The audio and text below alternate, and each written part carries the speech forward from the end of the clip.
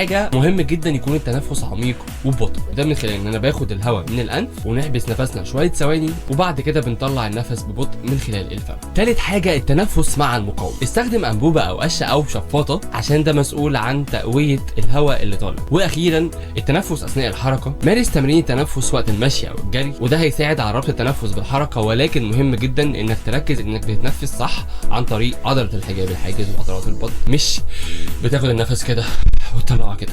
وخد بالك التوتر بيأثر بشكل سلبي على التنفس، حاول تسترخي كده قبل الغنى. حافظ على وضعية جسمك مستقيمة ومريحة وقت الغنى أو الأداء الصوتي، ولازم تدريب مستمر علشان تقدر تحسن نتائجك. سجل صوتك أكتر من مرة على نفس التراك أو على نفس الحاجة اللي هتقولها واسمعه علشان بعد كده تقدر تحدد نقط القوة ونقط الضعف عندك. وخليك فاكر إن دايما الموضوع بياخد شوية وقت. شاركنا تجربتك في التعليقات، ولو عندك أي أسئلة أو أي اقتراحات اكتبها لنا في الكومنتات تحت. والأهم ما تنساش تتابعني علشان ما يفوتكش كل